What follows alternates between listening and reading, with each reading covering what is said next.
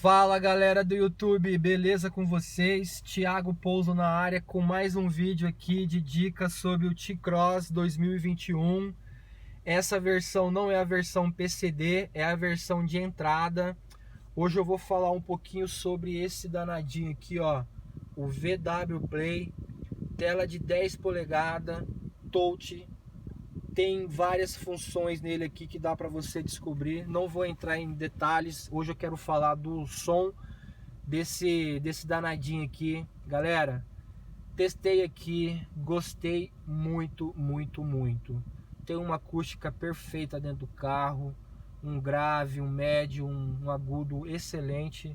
Tem as programações onde você pode deixar pré-definido, ou mesmo você faz a regulagem, que nem aqui tá na minha regulagem. Galera, falar a verdade, para quem gosta de um som de qualidade, recomendo o T-Cross 2021. É um som onde você tem qualidade, tem volume, não fica a desejar e dá para curtir legal dentro do carro, você, a galera, beleza? Vou aumentar um pouquinho aqui para você sentir.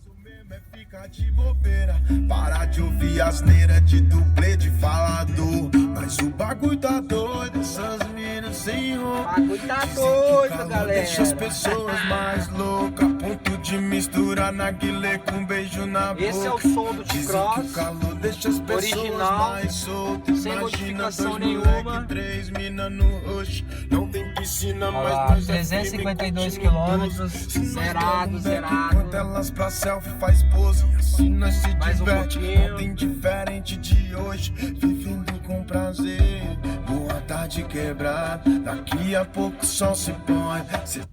Colocar outra musiquinha aqui. Viaja não, filho. Galera, Sente essa parada. quer ouvir o som real? Ouve com um fone de ouvido desse vídeo.